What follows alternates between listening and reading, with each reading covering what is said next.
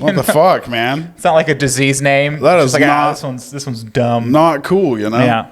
But so, like... It is a good villain origin story, though. Yeah. Having your one true love taken away from you. So William Walker, he takes to filibustering, Yep. like so many of us in our darkest hour. Yeah. We do a little- when your fiance dies, you go, I'm fucking Do a little taking over a filibustering. country. You That's know? what I'm going to do. He was inspired by this Frenchman. His name was Gaston de Rosset Bourbon. How did it end up for him? Not good. He was inspired by him not only to get into filibustering, but also to be shot to death by a firing squad. So that's how it ended for him. It was in Sonora, Mexico, which interestingly would be the first place William Walker would filibuster. I didn't make that connection that his hero went to Sonora. And got shot to death. And then he was like, you know where I should go?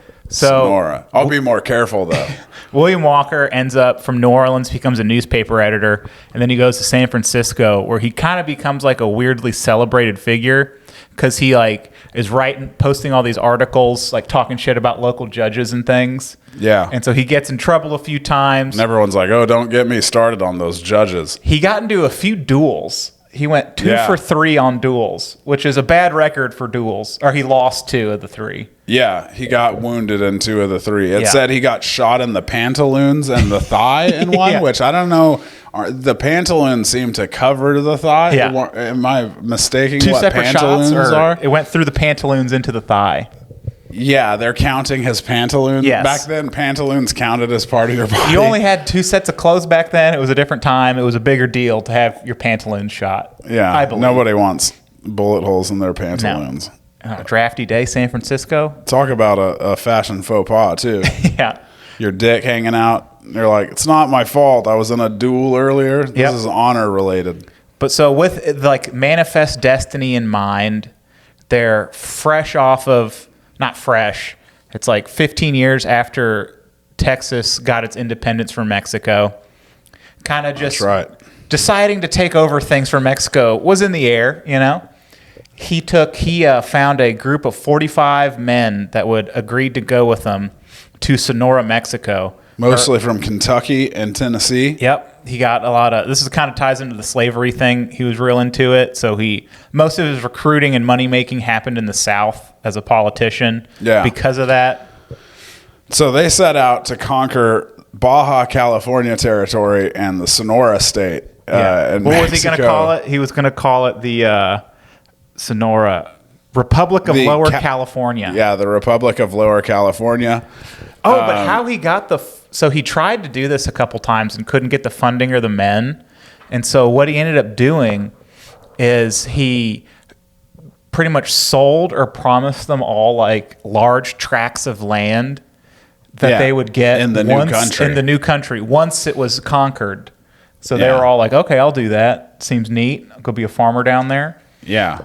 Obviously, he'll gladly pay you Tuesday for helping him establish a country today. Yes. And they get to La Paz, which was La Paz, described in the book as a miserable and undefended town. And really, he's awaiting enforcements. But William Walker, is not the kind to sit around and wait for enforcements quietly. No. He's going to declare that he has landed and that Mexico is his now. He shows up, arrests the governor, replaces the flag, takes down their flag, and puts up the flag of the Republic of Lower California, and then makes a really self-important speech where he goes, he says, the Republic of Lower California is hereby declared free, sovereign, and independent, and all allegiance to the Republic of Mexico is forever renounced. And like no one was there to hear it. The whole thing cracks me up. There's no one in this town. 46 dudes armed to the teeth show up to like a sleepy little town. There's not defenses. There's no military presence. You know, maybe there's like a cop. And he's just like, we're in charge now. And everyone just went, all right. Okay. We didn't like that governor anyway. Yeah. We don't care you arrested him and put him on your ship, the Caroline. Yeah. Which comes into play again in just a minute because I forgot this part is he went down to Mexico prior to invading La Paz. and like asked the government formally Yeah. to set up a military colony in, I always want to say northern Mexico because I'm thinking of it, but Southern California, like Baja, Mexico.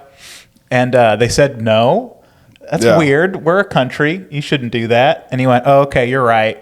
And then went and got the guys and was like, we're just going to do it. I should just raise an army and attack. I should just, you shouldn't ask to invade with people. 40 guys. Yeah. That's what I should do. So they have they're at La Paz declaring victory over all of Mexico, and they have the governor on their ship.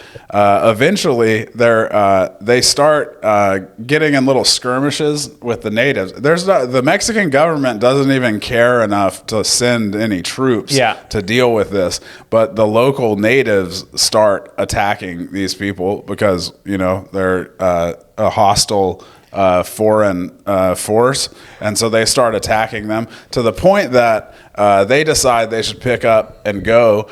Before then, the government has sent out a new governor to take over for the governor that has been arrested and put on the Caroline. They arrest that guy too, put him on the Caroline with the other governor, and then before they head out, there's something that delays them from leaving. I believe it's a skirmish. I think they were like getting firewood for the ship, and then the natives attacked, and so they're in this skirmish, and then all the goings on, the Caroline leaves. It takes off. Turns out what happened was the two governors had bribed the crew, and so that had all these guys food, the immortals they're called, but they still need food. Yeah. And it has all their fucking food on it. Some reinforcements are coming, but the reinforcements, they don't have any food. So they have to double back and get food from San Francisco. It's really disastrous for William Walker. Which was kind of a crazy thing that he like was great at marketing, I feel like, where he would like declare victory and be like, we did it again, boys. Yeah. We conquered another state. Yep. And then he just didn't have any of the people required, the resources required. And then eventually the government was like, wait, this guy's fucking serious. Yeah. And they just threatened action. And he went, scram, we got to get out of here. Yeah. And so they end up like leaving town. And he's kind of celebrated when he gets back to San Francisco. Because he's like a legend of, they call him the gray-eyed man of destiny. It's like this guy's out there doing it. And it's it's real different from what like really went down. Like by the end in Mexico, like his guys, there was a point where his guys, he asked them to swear their loyalty to him, and 50 guys just outright were like, nah, not gonna do that. And so one of the supporters like ordered them shot, and there was like a very tense moment, but then William Walker himself came in and made a big speech. But they did not do well in Mexico. Like by the time they made it to Sonora, there were very few of them. William Walker himself, it said, only had one boot. He had lost one of his boots, like a goddamn 5-year-old. And then by the end, like they made it to Sonora. By the time it was clear they weren't going to accomplish their goal, so they doubled back to this place where they had a garrison installed with 20 guys. It's San Vicente. And when they reached there, the garrison had been like burned and their flag torn down, and a bunch of local Mexicans were following them around with their tattered flag and taunting them about how much they sucked at filibustering. You're all the worst filibusters. You guys fucking can't filibuster your way out of a paper sack, they said. I imagine. That's but what in they Spanish? Said. Yeah. We can get Google Translate on that. We'll dub it over in Spanish. But he actually, when he gets back to America, he is tried because, again, the great thing about him that I thought was just so wacky for the time period was he had zero authority from the U.S. government. This was not sanctioned. He just, as a man, decided to go take over a part of Mexico. And they tried him for under the Neutrality Act of waging an illegal international war. Mm-hmm. And they acquitted him. Yeah. They were like, come on, man. Don't be doing that again, Yeah. Popular sentiment was very much behind William Walker. Yeah. People were like, William Walker rules, actually. Yeah, we you need hear- more William Walkers. He would never get taunted by a group of people who stole his flag As he's running away in running one away boot. with one boot like a shithead. That would never happen to old Willy Walker. But then I also thought it was ballsy to call his men the Immortals. Yeah, the Immortals, the American Phalanx. The American Phalanx. Just such an aggressive name for just 40 dudes. For such a ragtag group. Yeah. And also, here's a Dallas connection for our local listeners. If you know Hervé Street, our former mayor, that was one of the dudes that went to Nicaragua with William Walker. Really? Yeah, our That's former funny. mayor, That's a cool Hervé. connection. Yeah, who once jailed. Possible episode in the future. I don't know. Yeah. Are you interested in that? Vote below. Use. Can you vote? Yeah, you can comment. All right, Vote. cool. Vote in the comments. Who wants to learn more about this character, Hervé, who was mayor at one point? But so that I thought the Mexico one was funny. It didn't work out. Obviously, he's back in America, and then he like just loved the idea. Like kind of a newspaper in San Francisco was talking shit about him, just that he wanted to be a dictator. Yeah. And he was just gonna find a place to be a dictator. Yeah. Like he was gonna keep just plugging along, trying to take Like over Michael stuff. Scott with paper businesses. Exactly. You He's know? the Michael Scott of dictators. Of slave own. It's very important to him that his country is a slave owning country. Yeah. We'll learn Yeah. more about that here in It's a minute. not But good. he's way into that, this character. But so Nicaragua ends up in a civil war during this time in like the late 1850s. So there's political turmoil. There's kind of power imbalances. Yeah, it's very poor. There's The Vanderbilt, who becomes important in the story. Cornelius Vanderbilt. So they were doing like railways and stuff because this was like before the Panama Canal. So they actually had to, like the Pacific and Atlantic Yeah, sides. the accessory transit was the way through Nicaragua was the best way to connect the Pacific to the Atlantic. Instead of going over, you dump it, take it on railway to the other side, reload it, and take it up to the West Coast. So it was important. And old William Walker was like, I got this. Hey, I want to get in on that. I'm going to get in on this action. So again, uninvited, unasked. He just goes and gets men again and tries to take over Nicaragua. Yeah, and he a big part of that is he paid off two employees of Cornelius Vanderbilt who kind of ran the site where that accessory transit was. He paid them off to pretty much they could instead of Cornelius Vanderbilt, they would own the land that it was on, and then William Walker would have access to it. So he fucks over a very wealthy man. Yep. And he Cornelius Vanderbilt, he's like I'm pussy, and he's gonna and so he's not gonna take that lying down. Yeah. Cornelius Vanderbilt, if we know anything about Cornelius Vanderbilt, it's that he stands on business. Cornelius Vanderbilt stands on business. You think He's Anderson 10 toes down in these streets. Cornelius Anderson Cooper, Vanderbilt. his heir now, a Vanderbilt. Oh, yeah. Yeah, they stand on business. All right, you see that New Year's broadcast? He gets Andy fucked Cohen up. acting all drunk and sloppy. Who's Yeah. there? Anderson Cooper standing on business. Yep, Like his great-great-grandfather Cornelius. that's right. But so they end up. Fighting proxy wars in Nicaragua. So it was like 300 men. He initially came down with 100, then it was like 300. And so Yeah, I liked the first Battle of Rivas. Yeah. The first one, they took the jungle. They took this arduous jungle route Yep. for the element of surprise, and the opposition knew about it the entire time, but they still didn't attack them because they preferred to fight in towns. Yeah. So they just waited for William Walker to attack them, which he did.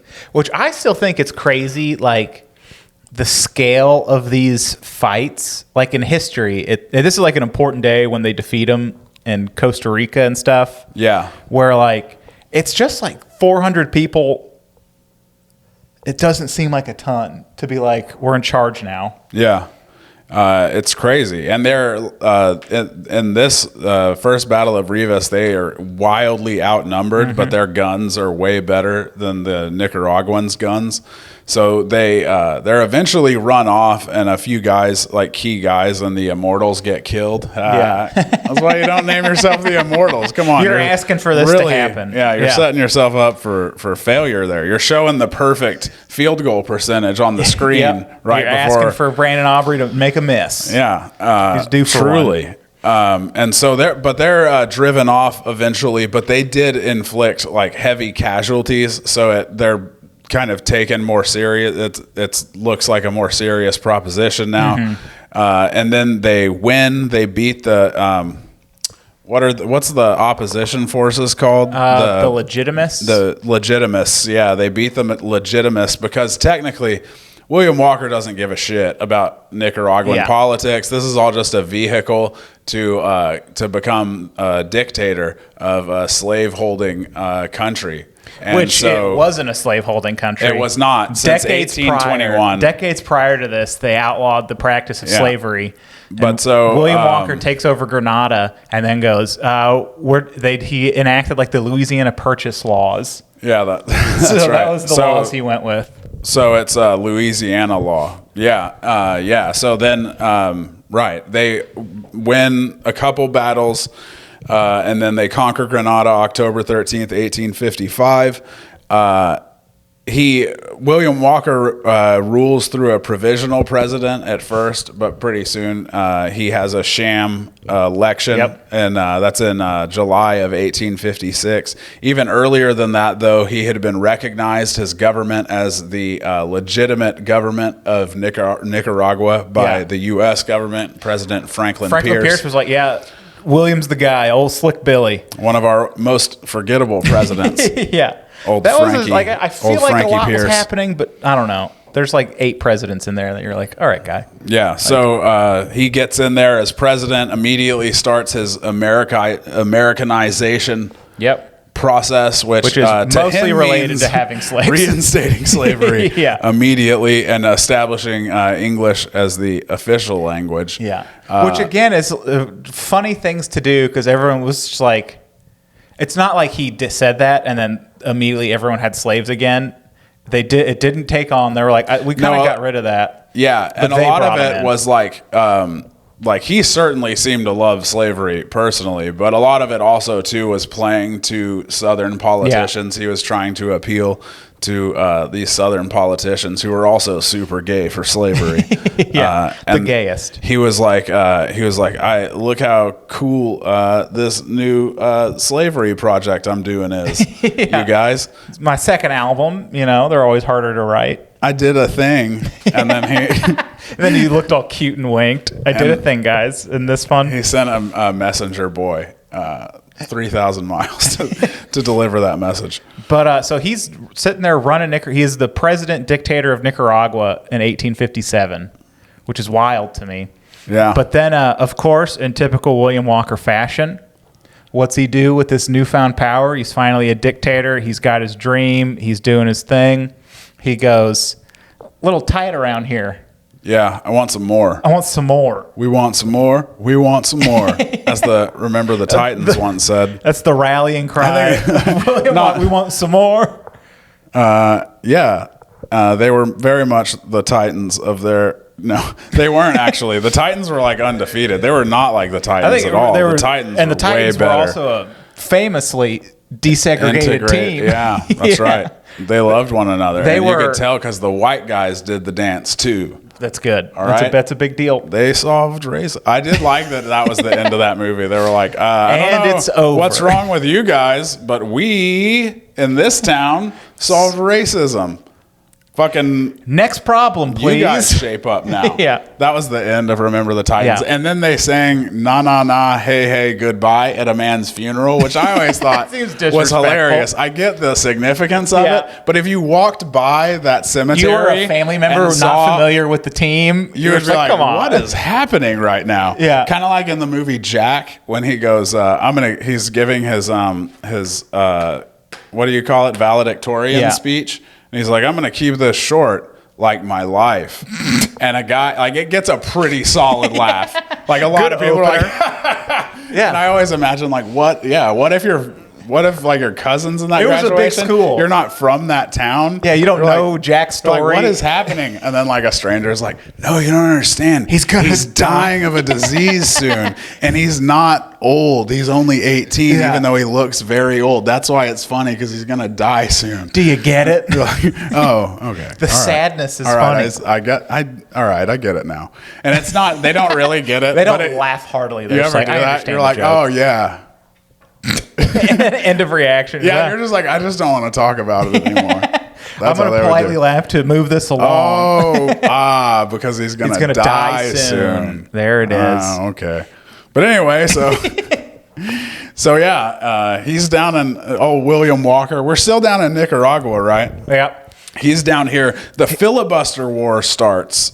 Yeah, because he tries to essentially take over part of Costa Rica. Yeah, his problem. Everyone knows that he wants to take over the countries around them, and all the Costa Rica kind of heads it up, but they make like kind of a coalition. Yeah, the Costa Rican army actually wins at the Second Battle of Rivas, and that's Juan Santa Maria is the big hero from that one. He burned down the filibuster headquarters, and I think it was like a self-sacrificial, like he just ran Dirty in by Dozen, and Jim Brown kind of thing. Yeah, like he knew he was going to get killed, but he torched their headquarters, and it was really important. Named an airport after him. Pretty big deal.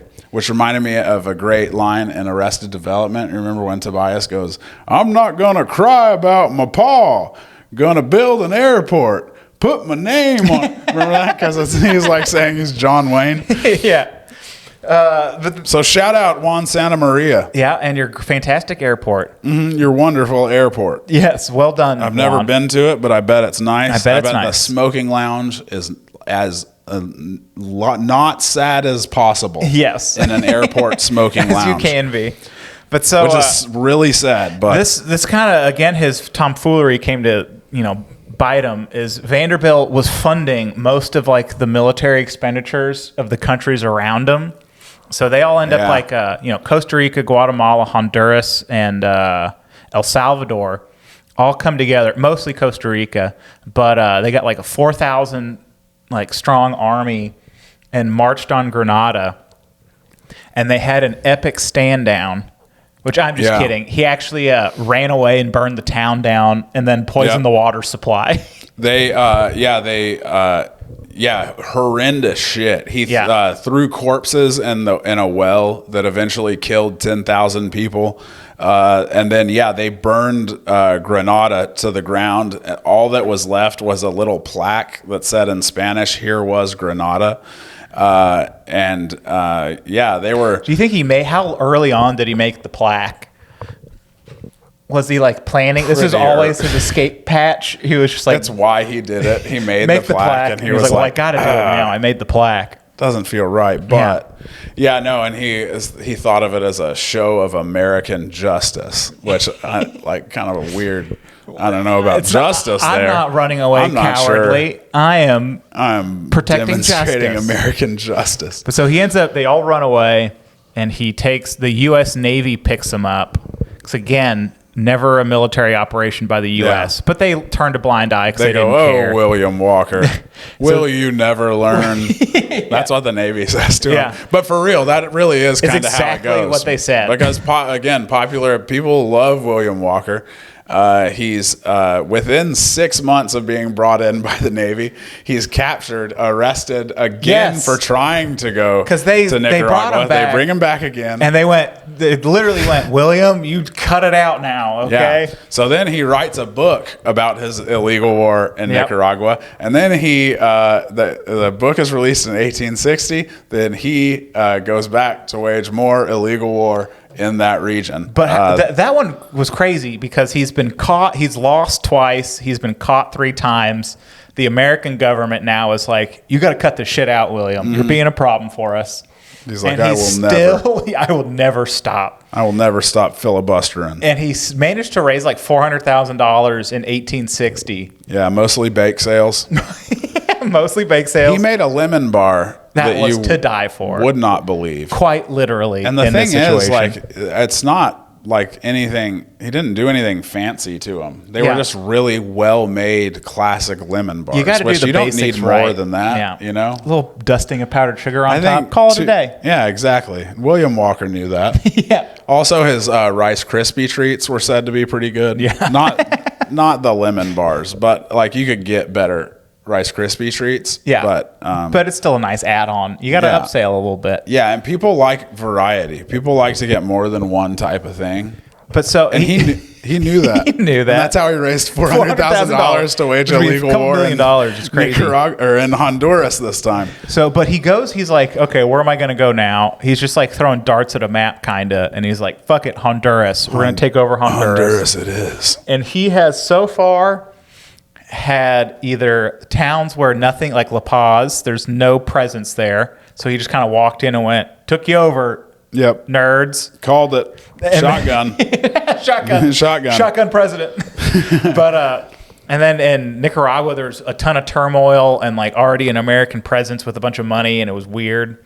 And then in Honduras didn't have that going on, and there was already a British military base next to the town that he tried to take over.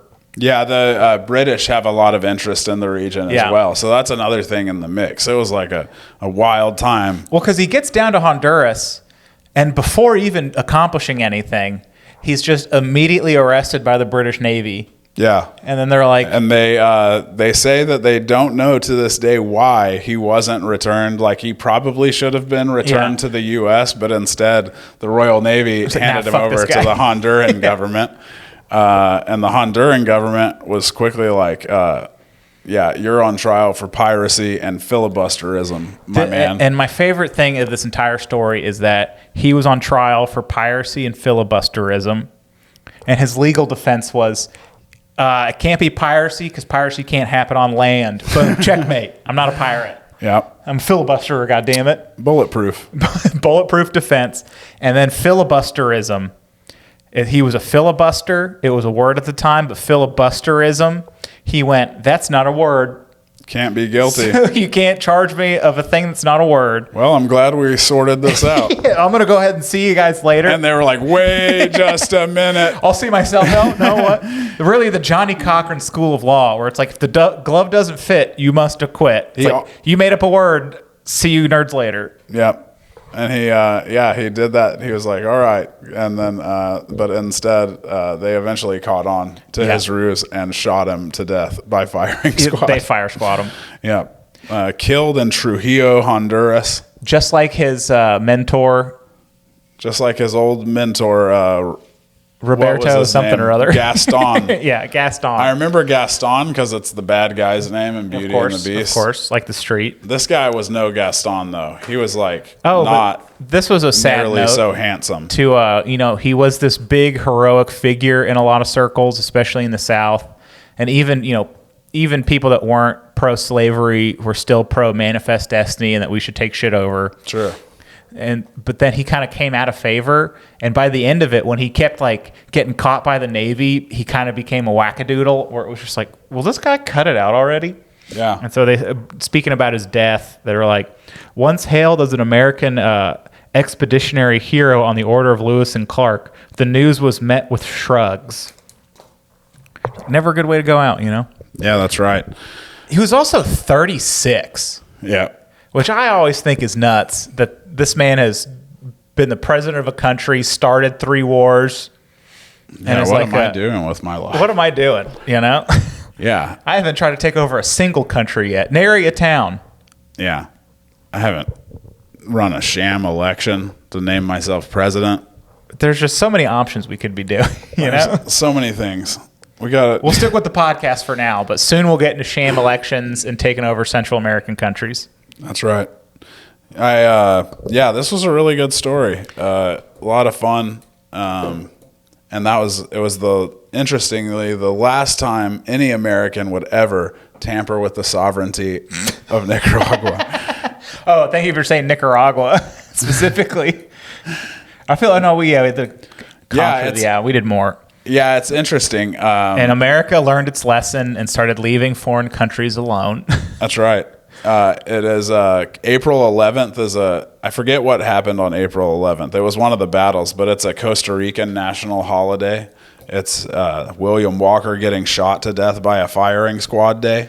It's a little wordy, but it's a big little day, wordy, but you know? it seems fun from the outside. Yeah. Or I mean, honestly, it's gotten a little commercial for my taste. Yeah, it used William to. Walker The holiday used to mean something. It used to be about William Walker getting shot to death by a firing squad. Yeah. And now it's all about fucking spend time with your family and boil a goose. yeah, fucking gift baskets that are way too much for the things they contain. It's a shame. You know, if I just get the items separately, it would be cheaper. And the difference is like a fucking shitty basket. Who do you think I am? Who do you think I am, Target? But you got any awesome quotes to go at the end of it?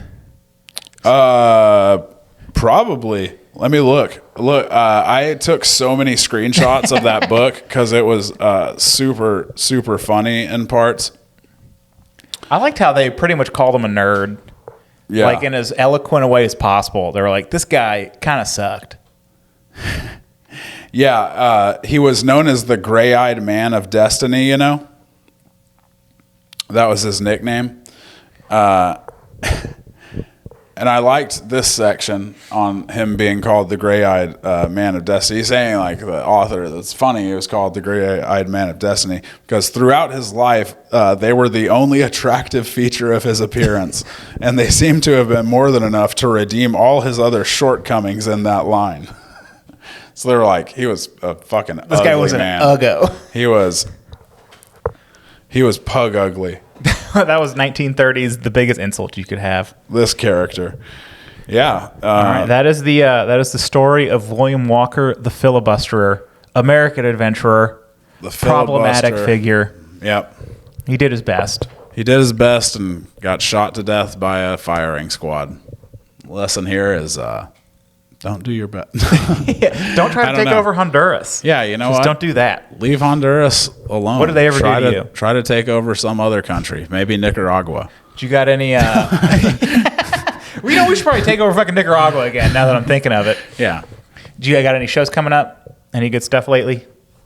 I don't. I'm at Backdoor this weekend. Let me look. We got that one show coming up. Yeah, on at the February 1st. Big Laugh Comedy Club, new club out in Fort Worth. Scott and I will be anchoring a good lineup on February 1st. Thursday, February 15th, I'm at Hyenas Fort Worth for Nice. 325. And then Sunday, February 18th, I'm at Fort Brewery in Fort Worth Very for cool. that show, which is a fun I'm show. doing that show together February 1st. I'll be featuring for Chris Porter at Hyenas Fort Worth February 9 and 10. And then I'll be doing a Valentine's Day show in Grapevine, Texas, at the Hop and Sting Brewery. Excited for that. Oh, hell yeah. But I had that Waco headline. I was headlining this little Brazos Theater in Waco. And it was my first time fucking just doing okay for that long. Where I I walked in and it was a great crowd. They were fun. They wanted the laugh. But you walk in, and it looks like the lunch special at Luby's. It's like Luby's at 11 a.m. on a Sunday. Yeah. And I was like, I know oh, exactly shit. what you mean. I don't know if this is going to go right. I don't think I'm offering the brand of comedy that these nice old ladies are looking for, you know? Yeah. And then it went okay. But when you're just doing okay for 45 minutes, that feels like work. Yeah. Oh, yeah. And I did a new story. It's a long time. I had a show. It becomes a long time. It becomes a long time. You're like, oh shit. When you check your watch a couple times, you're like, oh no. Normally you're in the moment and having fun.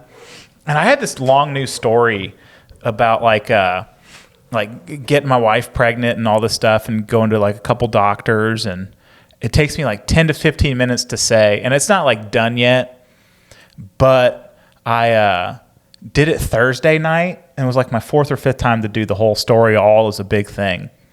And Thursday, I just crushed. The crowd was into it. They were feeling it. I'm a little dirty. They liked it. And I was just, and you get off stage afterward, and you're like, I think that story's done. I think I just nailed it. Yeah. And then these old ladies did not want to hear about my cum for 10 minutes. That was not on their agenda. Why not? Yeah, they were not into it. Fuck is their problem? And I was committed to doing it. I was like, no, I'm working this story out. Like, I'm going to do the story. Yeah. But I cut some stuff off at the end and started dancing. But yeah, I committed to doing it. Hell yeah. Well, that's fun. Yeah. Isn't Tyler, right? No, that was in Waco. Waco, right? Yep. I always mix up the two for some reason. Yeah. I don't I'm know, doing in Rose my City head. in April. So that'd be fun going out there again. Nice. And then we got a big fantasy football punishment happening. Oh, yeah? I told you, we had the guy. the bodybuilding. Bodybuilding competition. Turns out in news today, that's expensive. Oh, yeah. They try to. I was thinking there'd be like a local bullshit thing at a YMCA or something. We could go laugh at them. Mm-hmm. But you have to like get your professional card, which is like $135, and you have to sign up for the thing in June, which is $140. Yeah. So it's just like more money than we wanted to spend. So he's doing a calendar shoot within the undies and a spray tan, like a bodybuilder. All right. And he's doing a calendar shoot. So that'd be funny fun. still. Sure. Yeah. Bit of a letdown, but Yeah, a little bit. we're just here to body shame a fella, you know? Yeah. You get last place, you get body shamed. You get body shamed. You get, yeah. I love that. Have you seen the previews for this Jason Statham movie, The Beekeeper? What the fuck is that about? I haven't seen that. I've seen like a billboard for it. I was watching an illegal stream of an NBA game on my phone the other night. Hell and this yeah. ad comes on for a new Jason Statham movie, and he comes on and goes, "I'm a beekeeper."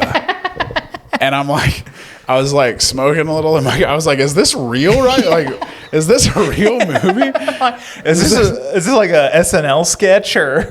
And now I can't stop saying it. I'm a beekeeper. I'm a beekeeper. When beekeeping goes wrong, I sell honey at the farmer's market because I keep bee. Yeah. He's kind of become a It's caricature like- of himself now. It really has. Nick Kroll did like a bit involving like how he has like his like internal voice as Jason Statham. It's funny as shit. But he did all those Meg movies, like the Mega Sharks, and Yeah. which I thought his career was going great. Yeah, me too. Doing action movies and shit, Snatch, all those Yeah. Guy Ritchie movies, and The other thing I saw that was cracking me up this week was there was an internet video of a man, the last living witness to Abraham Lincoln's assassination. And he was on the TV show, the 60s game show, I've Got a Secret. And he's so fucking old. Like, he looks every bit of the 100 whatever years old. so this he was in is. the 60s. And the lady gets it in like 2 questions. That's how old he is. That the lady's like, Abraham Lincoln assassination. You were there. You were at You had to Abraham. have been there. It's either the Lincoln assassination or the signing of the Declaration of Independence. One of the those two. It was hilarious though, because the Just guy a gets bag like of a very bones. warm applause, you know, and it's very sweet. But the lady gets it so fast. Just you're clearly 109 years old, sir. Yeah. You're gonna die soon. Yeah, it is. Well, that's a it fun was a fact. dynamite clip. I think it was in like the early 2000s or like 2010. It was the last Civil War pension check was sent.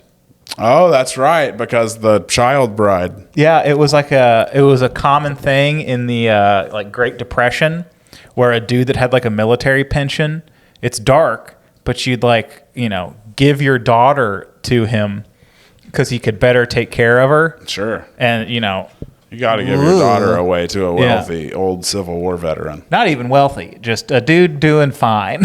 Fair, yeah. But so she was like, this lady was not given, but she was lived with this guy, and he took care of her. And as his wife, she got the benefit when he died. And she was, you know, a very too young of an age to be married to a 90-year-old man, and ended up dying. Any age is too. Unless you're also an 80-year-old lady. Yeah. It's too old, but yeah, so that was that would be terrifying. I think the check was like $13 too, but Imagine like the scariest old person you've ever seen, and then just be like, then being like, you're his now. wife now. I'm like, Oh boy, I don't know about this. Oh great, I'm wed to the crypt keeper now. The reverse, So many people living that nightmare in the 19th century. a ton. But you got to get on those pension checks, you know. But on that high note, see you next time. Yeah, next time on Oddball history. History. Right. All right, see you guys. Oddball history.